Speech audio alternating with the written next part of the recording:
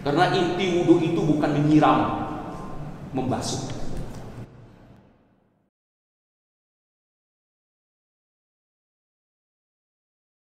Na'udzu billahi minasyaitonir rajim. Innahu min Sulaiman wa innahu bismillahirrahmanirrahim. Alla ta'lu 'alayya wa atuni muslimin. Salamun qawlan min rabbir rahim. Assalamualaikum warahmatullahi wabarakatuh.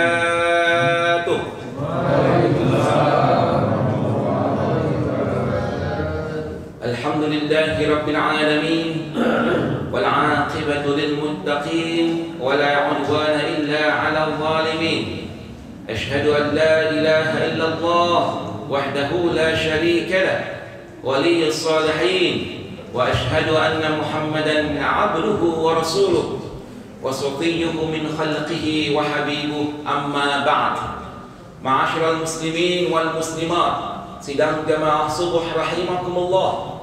Marilah kita ucapkan puja dan puji syukur kita kepada Allah Subhanahu wa taala. Alhamdulillah, yang mana Dia telah memberikan kepada kita nikmat iman dan nikmat Islam. Sehingga apabila kita mengamalkan kedua nikmat ini, kita pun akan dilancarkan dan dipermudahkan masuk surganya Allah Subhanahu wa taala. Sesuai dengan nama masjid ini, Thariqul Jannah, jalan ke surga. Supaya lancar kita jalan ke surga ini, diantaranya adalah sholat berjamaah, dan yang kedua yang saat ini kita laksanakan adalah menuntut ilmu. Menuntut ilmu, jangan ilmu duniawi saja yang harus kita dalami, ilmu agama juga harus didalami. Jangan duniawi saja, akhiratnya pun ditinggalkan. Selalu kita doakan kepada Allah Subhanahu wa taala, Rabbana atina fid dunya hasanah. Di dunia itu ada hasanah, wa fil akhirati hasanah. Akhirat juga ada hasanah. Kita harus seimbang. Jangan duniawi saja, akhirat pun tak mau. Atau kebalikan juga sama, akhirat saja duniawi enggak. Itu juga enggak boleh juga, harus seimbang. Yang banyak makan, ayo diseimbangi dengan puasa. Yang banyak duitnya, ayo seimbangi dengan sedekah. Yang banyak nengok-nengok HP, 24 jam nengok HP non-stop, ayo seimbangi dengan baca Quran. Harus diseimbangkan, jangan duniawi saja, akhiratnya tidak. Yang suka nongkrong-nongkrong di kafe, enggak ada larangan, silakan nongkrong di kafe, enggak ada yang larang itu. Cobalah diseimbangkan dengan sholat, hadir ke masjid. Yang suka merokok, ya silakan, karena ulama ada yang memakruhkan merokok ini, ya kan? Daripada rokok itu di uangnya terbakar habis, ayolah diganti dengan memberikan anak yatim. Ya kan, kalau kita berikan uang kepada anak yatim, makin berkembang uang itu. Daripada merokok terbakar uang itu sia-sia belaka. Kami bukan mengharamkan merokok. Ulama berbeda pendapat tentang merokok ini. Ada yang bilang haram, ada yang bilang makruh. Ulama Indonesia bilang makruh, ulama Malaysia bilang makruh, tapi ulama Timur Tengah memfatwakannya itu adalah haram. Ya silakan. Ini jangan duniawi saja. Kita punya anak, selalu kita berikan, ini silakan, dunia silakan, HP silakan. Tapi jangan lupalah anak yatim itu. Ini seimbangkan. Rabbana atina fid dunya hasanah wa fil akhirati hasanah wa qina adzabannar. Tak lupa pula kita ucapkan salawat dan salam kepada kekasih kita, baginda Muhammad sallallahu alaihi wasallam. Allahumma salli ala sayyidina Muhammad wa ala alihi wa ashabihi ajma'in. Dialah merupakan panutan dan pedoman hidup kita, yang apabila kita ikuti jalannya, kita akan selamat dunia dan akhirat. Namun apabila kita melenceng dari ajarannya, sudah pasti kita akan jatuh ke kubang neraka jahanam. Na'udzubillah, thumma na'udzubillahi min dzalik. Seorang nabi yang apabila kita bacakan selawat kepadanya sekali saja, Allah selawat kepadanya 10 kali, dan 10 dosa terhapuskan, 10 derajat diangkatkan. Sebagaimana sabda Rasulullah sallallahu alaihi wasallam, "Man shalla alayya salatan, sallallahu alaihi ashran, wa huttat anhu ashru khataya, wa turfa'u lahu ashru darajat." Barang siapa yang selawat kepadaku sekali saja, maka Allah akan selawat kepadanya 10 kali. 10 dosa terhapuskan. dan 10 derajat diangkatkan sekali. Allah akan selawat kepadanya 10 kali. Apa makna selawat Allah kepada makhluknya? Yang kita selalu dengar selawat itu kepada Nabi Muhammad, tapi Allah selawat kepada makhluknya itu ya suka hati Allah. Orang dia Tuhan, fa'alul lima yurid, ya suka hati dia lah, mau ngapain, dia kan Tuhan, pengatur alam sang semesta ini. Jadi maksud Allah selawat kepada makhluknya adalah Allah memberikan kesejahteraan, Allah memberikan kejayaan, Allah memberikan kesuksesan, Allah memberikan kesehatan lahir dan batin. Itu maksud Allah selawat kepada makhluknya. Jangan pelit-pelit selawat itu. Kita selalu membaca Quran, berkomat kami, ya. Masa selawat kepada Nabi Muhammad sekali saja pun tidak mau setiap harinya? Ya, kita biasanya kalau dulu orang tua kita, ya, sebelum minum obat, ayo baca selawat dulu nak, baca bismillah, baca selawat, minum obat, insya Allah sembuh. Betul? Karena selawat itu luar biasa. Selawat kita kepada Nabi Muhammad SAW bukan berarti hanya plong gitu aja, ada imbalannya. Allah akan berikan selawat kepada kita 10 kali, sekali. Kalau 10 kali kita punya selawat, 100 kali Allah selawat kepada kita. 100 dosa terhapuskan dan 100 derajat diangkatkan. Itu 10 kali. Kalau 100, 1000 selawat Allah berikan kepada kita. 1000 dosa terhapuskan dan 1000 derajat diangkatkan. Itu 100. Ayo amalkanlah selawat ini. Pada subuh Nabi Muhammad selalu selawat 10 kali. Setiap subuhnya. Habis subuh 10 kali. Allahumma sholli ala Muhammad wa ala ali. Jadi kalau Nabi Muhammad itu selawat nggak pakai Sayyidina, karena nama beliau sendiri. Allahumma sholli ala Muhammad wa ala ali Muhammad. Nah, karena kita di sini, kita adalah umatnya, apalagi yang bermazhabkan Syafi'i di masjid ini, ada di antara kita yang bukan mazhab Syafi'i, nggak elok, kurang beradab kalau kita mengucapkan nama Nabi Muhammad dengan namanya tanpa ada gelarnya. Nggak elok, nggak sopan kalau kita mengatakan Allahumma sholli ala Muhammad, nggak sopan. Harus ada gelarnya. Kalau datang Pak Jokowi kemari, Bapak dan Ibu berani nggak bilang di beliau, "Woi Jokowi"? Mana berani? Mana berani? Paling, "Oh wahai Bapak Presiden yang terhormat." Masa dengan Nabi sendiri nggak mau dibegitukan? Nggak boleh begitu. Pakai Sayyidina. Allahumma sholli ala Sayyidina Muhammad wa ala ali Sayyidina Muhammad. Betul lah, Pak. Dalam keseharian Nabi Muhammad kalau beliau sholat ketika tahiyat itu nggak pakai Sayyidina. Betul. Dalam hadis beliau nggak pakai Sayyidina. At-tahiyatul mubarakatus shalawatut thayyibatu lillah, ya. Seterusnya asyhadu an la ilaha illallah wa asyhadu anna Muhammadar Rasulullah. Allahumma sholli ala Muhammad. Itu bagi Nabi. Kalau kita ya pakai Sayyidina lah. Allahumma sholli ala Sayyidina Muhammad wa ala ali Sayyidina Muhammad kama shallaita ala Ibrahim. Nah, kalau Ibrahim terserah mau pakai Sayyidina mau nggak pakai Sayyidina terserah. Nabi Muhammad yang pakai Sayyidina. Kenapa Ustaz Nabi Ibrahim nggak pakai Sayyidina, Ustaz? Ya karena beliau bukan Nabi kita. Kita meyakinkan dia adalah Nabi. Nabi Muhammad itu Nabi kita. Kita ini umat Nabi Muhammad. Makanya Sayyidina. Kita bukan umat Nabi Ibrahim, tapi umat Nabi Muhammad sallallahu alaihi wasallam. Al-Quran 30 juz. Allah nggak mau menyebutkan nama Nabi Muhammad jelas, wahai ya Muhammad, nggak. Tapi disebutkan dengan gelarnya. Ya ayuhan nabi, wahai nabi, ya ayuhan rasul, wahai rasul. Allah saja panggil nama nabinya dalam Quran dengan gelarnya, masa kita pakai nama Muhammad? Kurang sopan namanya. Allah saja menamakan, memanggil nama Nabi Muhammad dengan gelarnya. Ya ayuhan nabi, wahai nabi. Ya ayuhan rasul, wahai rasul. Bukan dengan nama beliau. Allah saja, masa kita mengalah-alahkan Allah? Mana boleh begitu, ya. Pakailah Sayyidina. Allahumma sholli ala Sayyidina Muhammad wa ala ali Sayyidina Muhammad.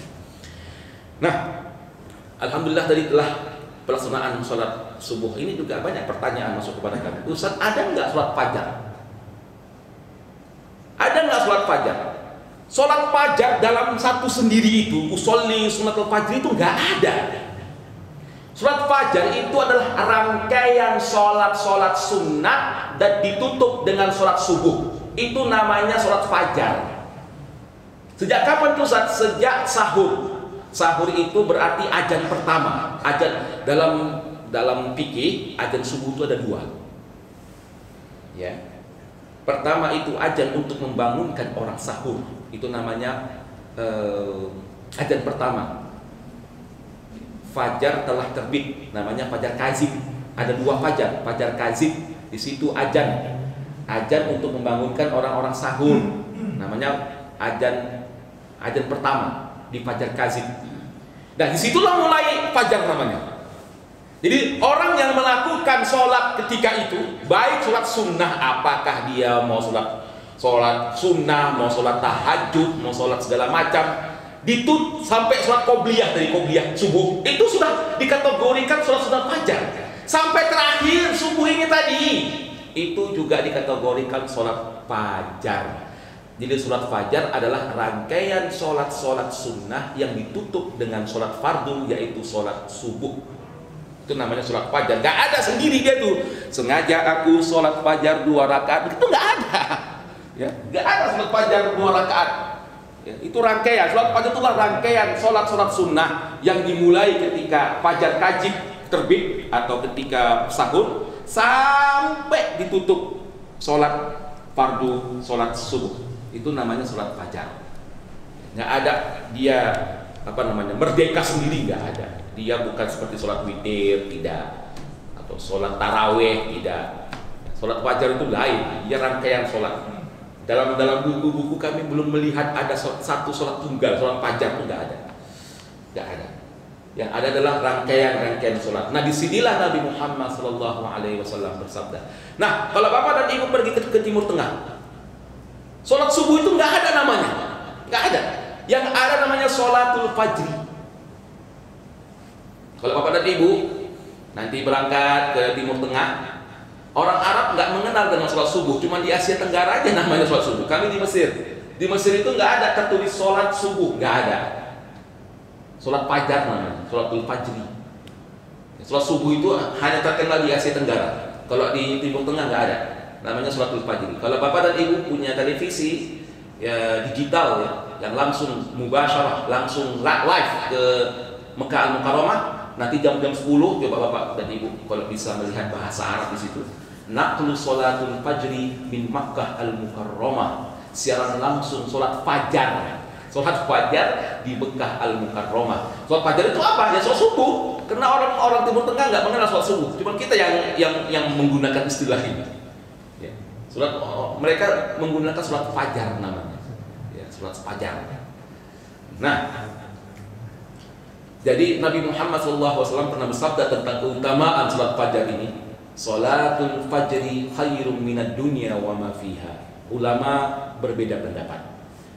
Barang siapa yang sholat fajar, maka pahalanya itu lebih baik daripada dunia beserta seisinya. Nah, ulama berbeda pendapat dalam memaknakan sholat fajar. Imam Syafi'i mengatakan sholat fajar ini adalah rangkaian sholat-sholat ya, dari terbit fajar kazib, yaitu ketika sahur atau perkiraan pukul 4 sampai terakhir sholat subuh. Itu namanya sholat fajar. Imam Hambali mengatakan sholat fajar itu ya subuh, sholat fardu. Imam Maliki dan Hanafi sama dengan Imam Hambali. Sholat fajar itu adalah sholat subuh. Sedangkan Imam Syafi'i adalah rangkaian sholat-sholat sunat yang ditutup dengan sholat subuh. Makanya kalau bapak dan ibu rajin-rajin baca buku Imam Syafi'i, hanya Imam Syafi'i sajalah satu-satunya mazhab yang mengistilahkan kata subuh dalam sholat. Imam yang lain tidak. Kalau bapak dan ibu pergi ke India, nggak ada sholat subuh, yang ada sholat fajar. Karena mereka mazhab Hanafi. Kalau bapak dan ibu pergi ke Maroko, mazhab Maliki, mereka nggak menggunakan kata sholat subuh, tapi sholat fajar. Kalau bapak dan ibu pergi ke Hambali di daerah Timur Tengah, ya di daerah kawasan Teluk, mereka nggak menggunakan sholat subuh, tapi sholat fajri, sholat fajar. Hanya kita Imam Syafi'i yang menggunakan istilah sholat subuh. Ini Imam Syafi'i yang mengeluarkan, yang membuat namanya sholat subuh. Karena bagi beliau sholat fajar itu adalah rangkaian sholat-sholat sunnah yang dimulai. Kita buatlah estimasi waktunya jam 4 pagi hingga berakhir sholat subuh. Itu sholat fajar. Nah, ini banyak yang bertanya kepada kami, sholat fajar itu apa Ustaz? Sholat fajar itu apa Ustaz? Ya, di Arab mengapa sholat subuh namanya sholat fajar? Itu banyak pertanyaan seperti begitu. Dilihat nanti jam 10, kalau ada sempat lihat di televisi digital langsung live dari Mekah Al-Mukarramah. Saat ini safnya masih renggang juga saat ini saf yang ada di Mekah Al-Mukarramah. Ya, lihat di sana. Kalau sudah jam 10 azan subuh, naqlu sholatil fajri min Mekah Al-Mukarramah. Sila langsung sholat fajar dari Mekah Al-Mukarramah, yaitu sholat subuh 2 rakaat. Ma'asyiral muslimin wa muslimat, sidang jamaah subuh rahimakumullah. Nah, perlu kita garis bawahi, sebentar lagi kami akan praktek wudu 4 mazhab. 4 mazhab. Supaya apa? Supaya kita saling menghormati. Karena fikih itu rentan khilafiyah. Masalah fikih rentan khilafiyah. Jangan jadikan masalah khilafiyah ini saling menyalahkan, saling membid'ahkan, saling mengkafirkan. Jangan. Mayoritas kita ada di mayoritas masjid ini, di kita saat ini, Masjid Thariqul Jannah, itu mayoritasnya mazhab Syafi'i. Ustadz, dari mana aku tahu dari mazhab Syafi'i atau tidak? Nah, kita tanya aja dulu dalam hati kita masing-masing. Kita pakai mazhab apa ini? Nah, tentang niat wudu. Kalau ada di antara bapak dan ibu yang mengatakan niat wudu itu bukan rukun, silakan, jangan salahkan. Niat wudu bukan rukun, silakan. Berarti dia bukan mazhab Syafi'i. Tapi kalau di antara kita mengatakan, kayaknya mayoritas lah, niat wudu itu rukun wudu, pasti Syafi'i. Ada cerita. Kalau kita di antara ini yang mengatakan niat wudu itu baik dalam hati maupun lisan adalah rukun wudu, pasti Syafi'i. Kalau di antara kita yang mengatakan kalau niat rukun itu, niat wudu bukanlah rukun, itu mazhab Hanafi. Mazhab Maliki juga. Mazhab Syafi'i dengan mazhab Hambali dua-duanya sepakat kalau niat wudu itu adalah rukun wudu. Tapi berbeda dia. Kalau Hambali rukun wudu, kalau Hambali niatnya sebelum berkumur-kumur, tapi kalau Imam Syafi'i niatnya sebelum membasuh muka. Nah, itu berbeda dia. Berbeda cara niatnya itu. Kalau Imam Syafi'i itu bukan sebelum wudu. Bukan sebelum wudu niatnya. Ketika membasuh tangan, baca bismillahirrahmanirrahim, berkumur-kumur, kemudian hidung, barulah niat. Nawaitul wudu'a li raf'il hadatsil asghari fardhan lillahi ta'ala. Basuh muka. Itu dalam mazhab Syafi'i. Dalam mazhab Syafi'i. Nah, sebelum kita pakai mazhab ini, banyak yang nanya kepada kami, Ustaz, untuk apa mazhab-mazhab ini, Ustaz? Kan lebih bagus kita balik lagi kepada Rasulullah SAW. Betul. Mazhab ini wajib dilakukan, wajib diikuti kalau kita awam. Kita ini awam loh. Kita ini bukan ulama, kita ini awam. Awam itu wajib bermazhab. Mazhab ini kan muaranya kepada baginda Muhammad sallallahu alaihi wasallam. Salat saja Nabi Muhammad 5 metode, bukan 1 metode. Nabi Muhammad salat itu 5 metode. 5 metode inilah diambil oleh mazhab-mazhab. Dari A sampai Z, dari takbir sampai salam. Ada yang sholat begini, Allahu Akbar di atas dada, itu metode ada, betul. Imam Syafi'i seperti begini, agak sedikit kiri, ada, itu ada. Apa yang hukumnya? Berasal dari baginda Muhammad SAW. Ada yang di bawah pusat, ada. Nabi Muhammad pun begitu, di bawah pusat. Bahkan sama sekali tidak mendekapkan tangan. Allahu Akbar gini aja. Alhamdulillahirabbil alamin, Ar-Rahmanir Rahim. Ada begitu. Ada dalilnya, Ustaz. Dalilnya ada semuanya. Berasal dari baginda Muhammad sallallahu alaihi wasallam. Yang salah adalah kita sholat menggabungkan berbagai mazhab. Satu sholat mazhab Syafi'i dipakai, mazhab Hambali dipakai, mazhab Maliki dipakai, mazhab Hanafi dipakai. Satu sholat 5 mazhab dipakai. Itu kurang sempurna. Sah, memang sah, tapi kurang sempurna. Karena Nabi Muhammad mengajarkan 5 metode sholat ini dari A sampai Z, bukan bercampur antara metode B dengan metode A, tidak. Dia bukan mix, lain dia. Metode Imam Syafi'i rahimahullah taala itu diambil dari sahabat Abu Hurairah radhiyallahu anhu. Bagaimana Nabi Muhammad sholat dari A sampai Z, dari niat sampai takbir. Nanti mazhab Hambali lain lagi riwayatnya, mazhab Maliki lain lagi riwayatnya, mazhab Hanafi lain lagi riwayatnya lain. Nah, datang kita karena kita nengok YouTube. Oh, Nabi Muhammad nggak pakai kunut, tapi waktu sholat pakai usolli fardhu subhi, kan bercampur-campur. Niatnya usolli fardhu subhi rakaatain, pakai lisan pula itu Syafi'i. Ketika sami Allahu liman hamidah nggak berkunut lah. Itu kan bercampur-campur. Kalau mau sholat itu jangan campur-campur. Kalau nggak pakai kunut ya nggak apa-apa. Pakai metode mazhab Imam Hambali. Awalnya nggak usah pakai niat dalam hati aja. Apa yang terletak di niat udah, ya di niat dalam hati aja. Nggak usah pakai usolli lagi. Dan sholat itu metodenya sudah disusun oleh ulama-ulama kita. Ya, makanya ulama-ulama kita itu ada yang mengatakan sholat itu jangan campur baur antara mazhab yang satu dengan mazhab yang lain. Satu sholat pakai 5 mazhab. Wudhu pun lain, wudhu pakai mazhab Hanafi, sholat pakai mazhab Syafi'i. Jangan campur baur lah. Ya. Nabi Muhammad mengajarkan kepada kita satu metode itu lengkap, ya. Nggak boleh bercampur baur. Memang sah sholatnya, memang sah. Sholat itu memang sah, tapi kadar dikabulkan, diterima atau tak diterimanya sholat itu, wallahu a'lam bishawab. Nabi Muhammad mengajarkan 5 metode, satu metode A sampai Z. Itu yang harus dilakukan, jangan bercampur baur. Jangan bercampur baur satu sholat itu dengan berbagai macam mazhab. Mazhab itu sangat penting.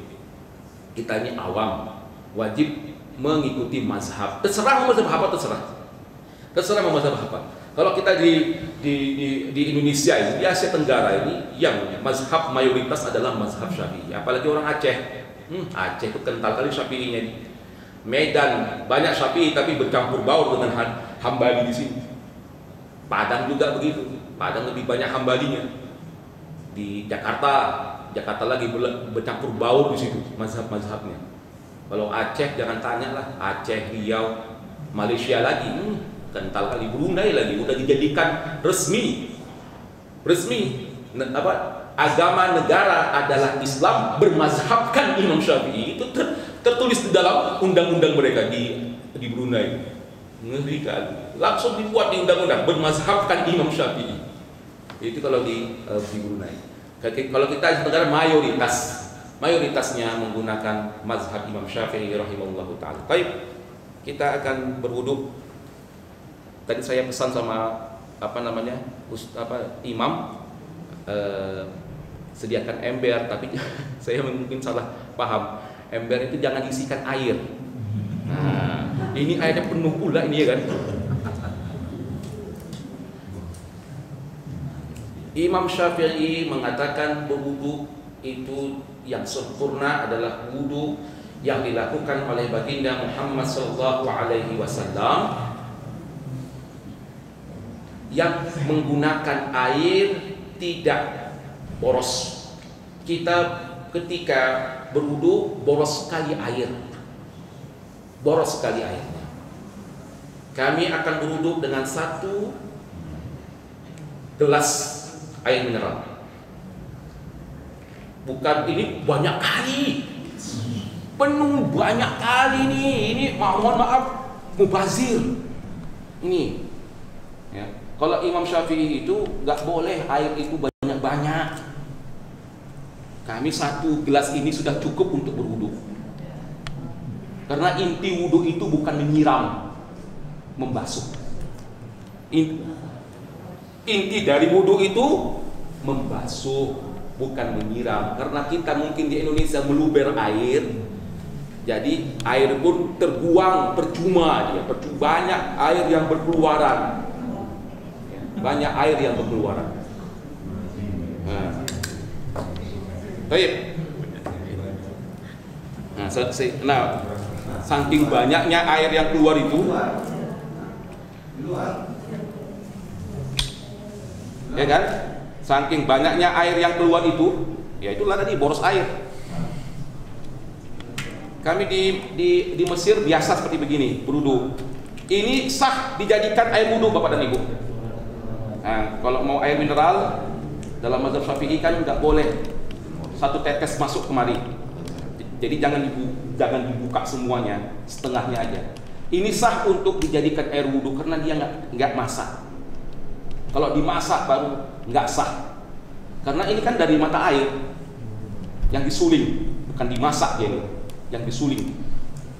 Nah, ini sah untuk dijadikan air wudu. Nah, bagaimana caranya?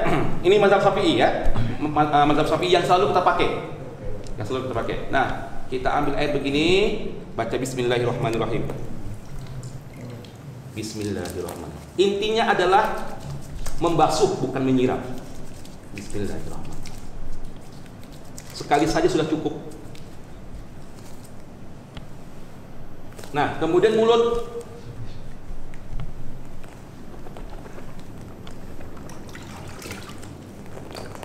Nah, boleh sekali, boleh 3 kali. Sebelum apa namanya? Ya, sebelum mencuci tangan kan bersiwak dulu. Bersiwak pakai batang itu. Nah, karena sekarang ini sudah ada pasta gigi, nggak mesti bersiwak. Ya, kalau mau ambil apa silahkan. Karena kan durasi siwak itu kan tidak panjang seperti pasta gigi saat ini. Ya. Kalau mau pakai siwak silahkan, tapi sebelum cuci tangan tadi. Ya, sebelum membasuh cuci tangan tadi, ya, silahkan menggunakan siwak. Tapi kalau nggak menggunakan siwak, ya apalagi kita pakai pasta gigi yang durasi waktunya itu sangat panjang, ya, sangat panjang. Ya nggak mesti pakai siwak pun nggak masalah. Nah, kemudian hidung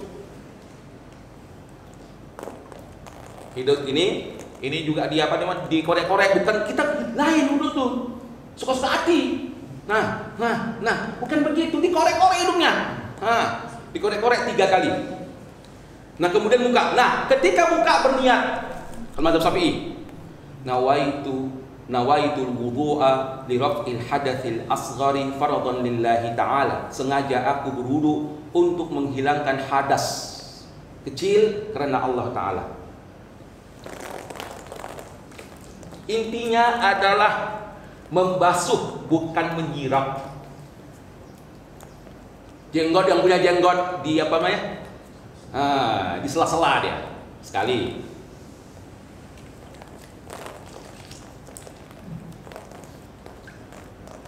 Dua kali. Dari atas, dari ujung ini sampai ke dagu, kemudian samping sebelah sebelah ke telinga. Yang punya jenggot di sela-sela. Dah sempurna. Kemudian tangan. Tangan bukan dari siku, tapi dari atas, dari jari. Bismillah. Gini. Intinya dibasuh, bukan disiram. Sekali.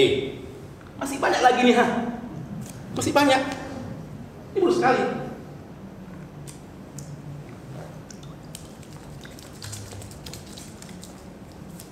Dari atas Bapak dan Ibu, bukan dari bawah.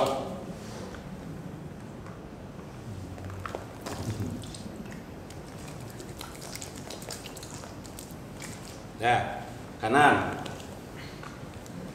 kiri,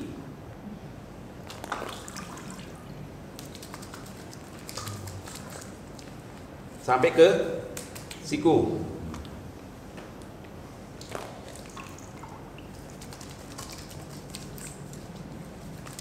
Satu lagi, ini di sela-sela, baru digosok Itulah inti wudu, bukan disiram. Lain kita, bukannya dibasuh. Padahal Allah perintahkan dibasuh, bukannya dibasuh. Allah perintahkan kita membasuh. Jadi siram aja. Kayak mana mau sempurna wudu itu? Kemudian rambut. Kalau Syafi'i biasa setengah gini pun bisa. Ini Imam Syafi'i. Ya. Kemudian ini 3 kali. Telinga. Ya, telinga begini. Pertama ini untuk yang di lubang ini. Kemudian di siputnya ini dilingkarkan. Nah, sedangkan yang ini untuk di belakang. Kita ulangi lagi. Ini yang untuk yang di lubang, ini.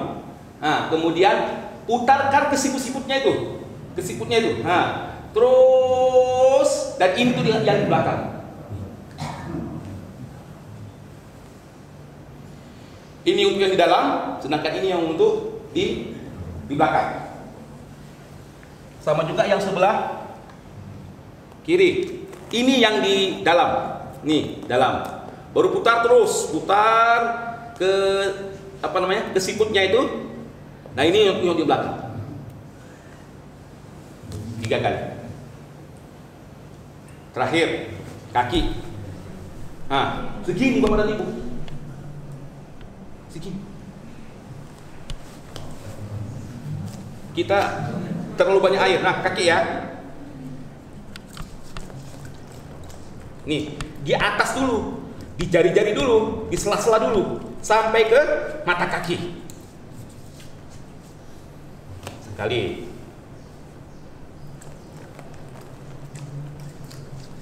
Dua kali. 3 kali. Sekali. Ini di apa dulu? Digosok-gosok dulu sampai ke mata kaki. 2 kali. 3 kali. Habis. 1 ini. Masih ada sisa lagi nih. Ini biasanya untuk kumur-kumur bisa ini. Untuk telinga bisa. Jadi 1 ini sudah bisa kita untuk berwudu. Lain kayak kita banyak sekali air yang dikeluarkan. Ya, 1 ini. Dan itu pun nggak masuk air. Kalau kita berwudu, nah kalau dalam mazhab Syafi'i, kita berwudu kemudian netes sampai kemari, ini nggak sah lagi. Ya, makanya hati-hati kalau berwudu. Saya elok-elok wudu itu di keran. Kalau mazhab Syafi'i itu masjid mazhab Syafi'i pasti tempat wudunya berkeran. Karena dalam fatwa beliau, kalau sisa air wudu masuk ke bak yang kurang dari 2 kulah 270 liter, maka itu tidak sah untuk dijadikan wudu lagi balik. Makanya kita mazhab Syafi'i ini masjid-masjidnya banyak yang pakai keran. Oke, sudah selesai berwudu. Kemudian jangan lupa doa. Asyhadu an la ilaha illallah wahdahu la syarika lah wa asyhadu anna Muhammadan 'abduhu wa rasuluh. Allahumma ja'alni minat tawwabin waj'alni minal mutatahhirin waj'alni min ibadikas shalihin. Amin ya rabbal alamin. Selesai. Sudah sah wudu begitu. Rasulullah sallallahu alaihi wasallam bersabda, "Man tawaddaa summa qala asyhadu an la ilaha illallah wahdahu la syarikalah wa asyhadu anna Muhammadan 'abduhu wa rasuluh," yang doa tadi, maka dia masuk surga. Surganya Allah, terserah pintu mana yang dia sukai. Ada 8 pintu surga. Ya, barang siapa yang berdoa kemudian ditutup dengan, barang siapa yang berwudu kemudian ditutup dengan doa yang tadi kita bacakan, maka nanti di akhirat Allah suruh dia untuk memilih pintu surga mana yang dia masuki. Ada 8 pintu surga dalam hadis ini. Terserah mau pintu mana. Nah, ini bagi mereka yang berwudu. Nah, jadi sudah berwudu tadi. Inti wudu itu bukan nyiram. Memang perlu disiram, Tapi ke dalam konteks kita, siram itu banyak kali airnya.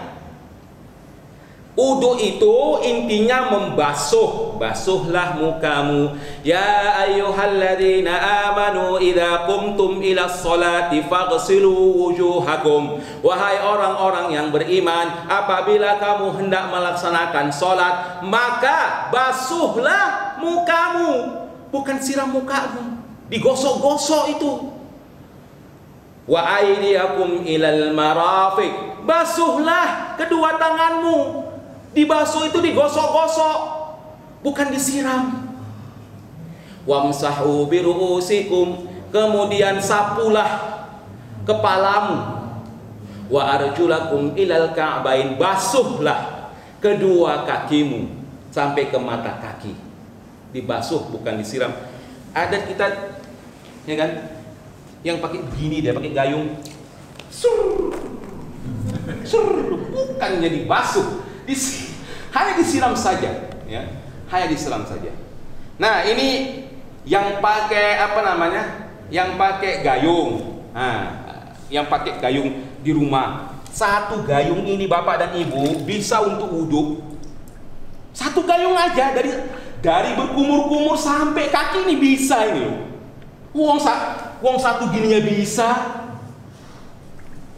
masa yang gini aja nggak bisa? Satu gayung ini, ya.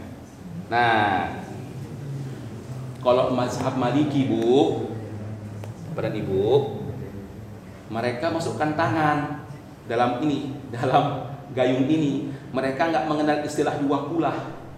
Hanya kita Imam Syafi'i yang mengenalkan istilah dua kulah. Nah, jadi kalau ada saudara kita pakai berudu, pakai apa namanya, pakai gayung, kemudian tangannya dimasukkan, jangan disalahkan ini. Ya, misalnya ada dimasukkan begini dan duduk begini, ya. Bismillahirrahmanirrahim. Nah, ini mazhab Maliki. Nah, dimasukkan tangannya ke gayung. Syafi'i nggak sah ini, karena dia apa namanya, nggak sampai dua kula. Dua kula itu 270 liter, nggak sampai dua kula, nggak boleh. Imam Syafi'i. Maliki boleh dimasukkan begini tangannya, mulut di situ, basuh muka di situ, boleh. Satu ini boleh, itu dibolehkan dalam mazhab Maliki. Nah, basah jadinya kan. Bahkan tak boleh basah kapet kita ini. Oke. Nah, kalau mazhab Hanafi, dia pakai kolam.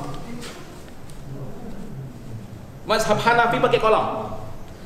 Bapak dan ibu nanti pergi ke India atau Pakistan, Bangladesh, setiap masjid pasti berkolam. Depan masjid itu pasti ada kolamnya, karena mereka berwuduk di kolam itu, ya.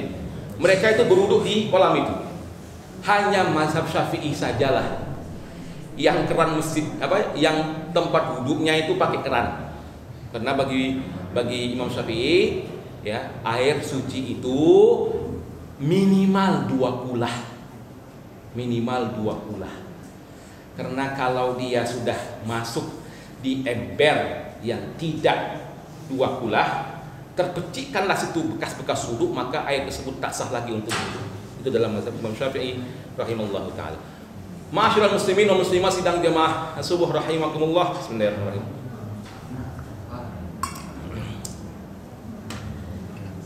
Ternyata hal-hal yang membatalkan wudhu pun banyak berbeda pendapat.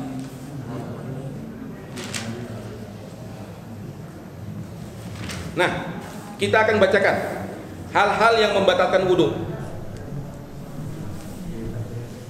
Habis berwudhu, bapak dan ibu tertidur.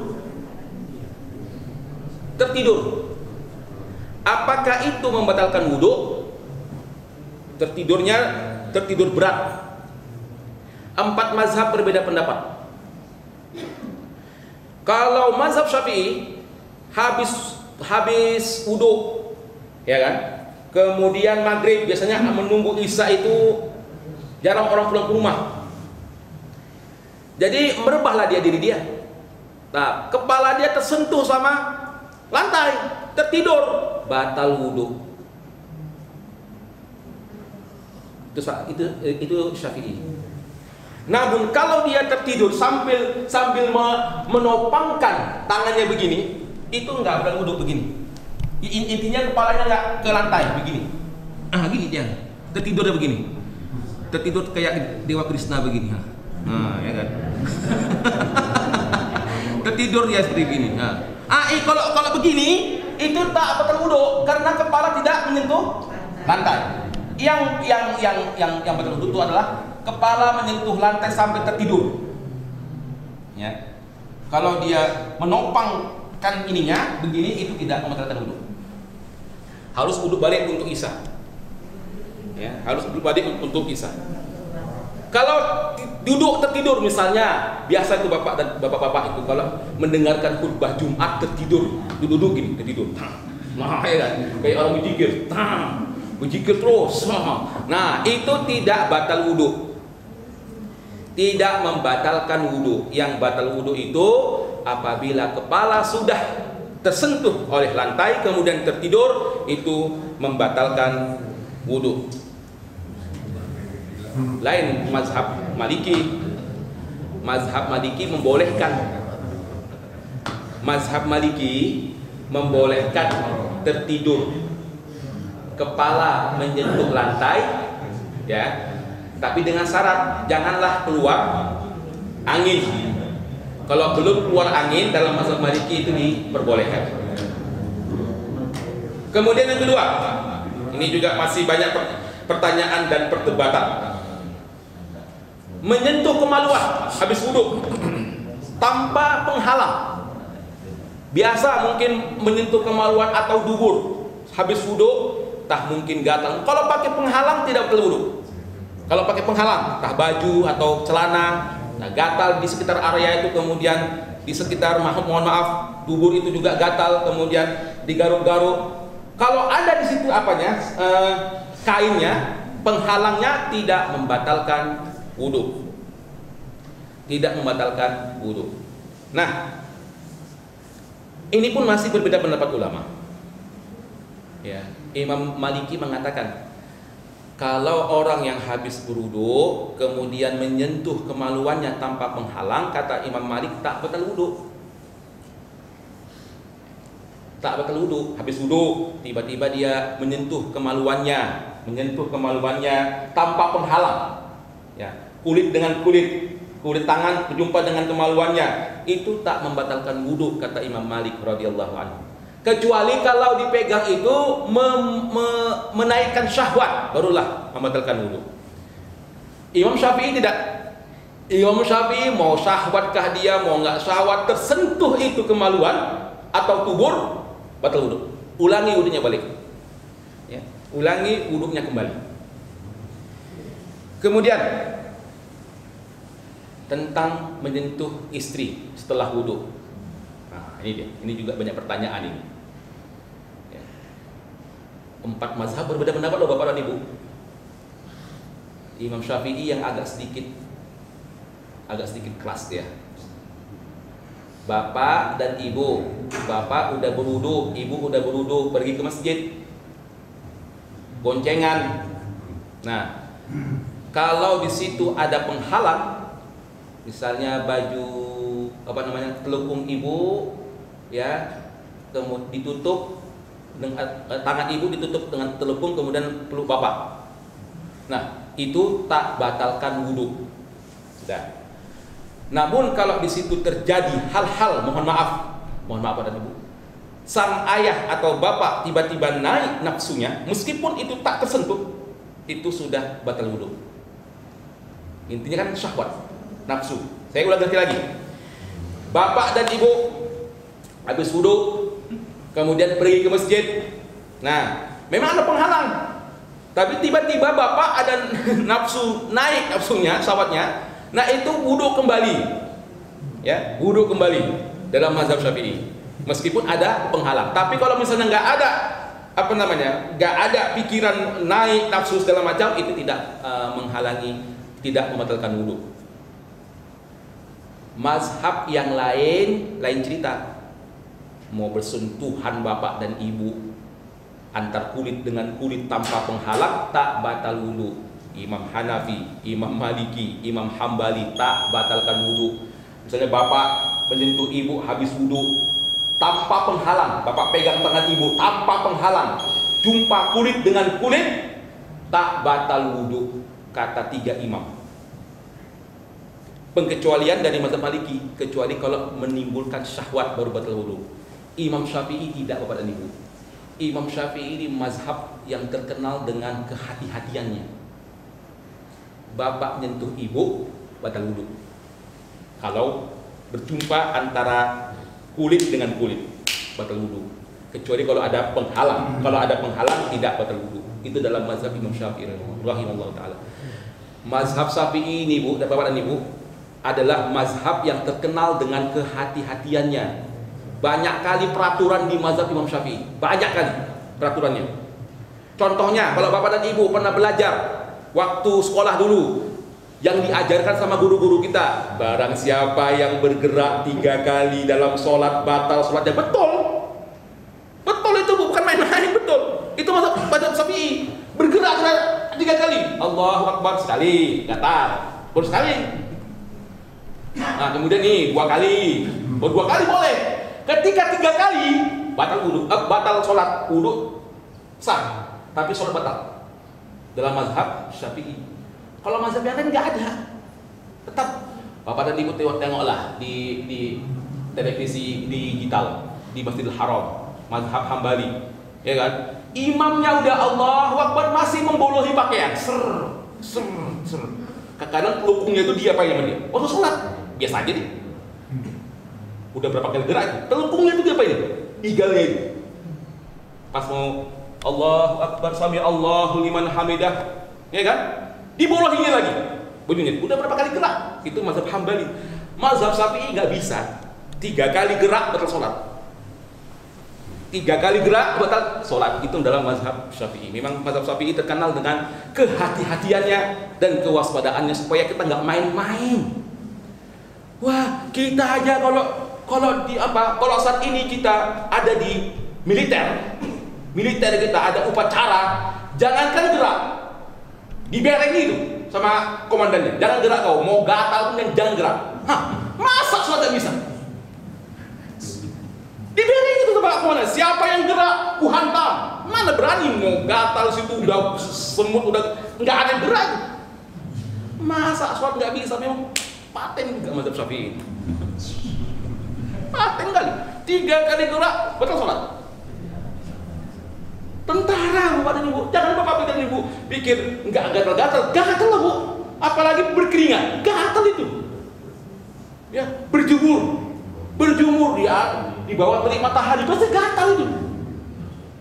Itu nggak boleh bergerak itu, kayak patung. Bergerak, pusat. Bergerak kena hukum. Masa sholat nggak bisa? Pasti bisa lah. Hebat kali ibadah Syafi'i ini. 3 kali bergerak pada sholat. Baiklah, Bapak dan Ibu yang dirahmati Allah Subhanahu wa taala, demikianlah yang dapat kami sampaikan ya. Mudah-mudahan ada pertanyaan kira-kira Bapak dan Ibu? Oh ya, silakan Bapak.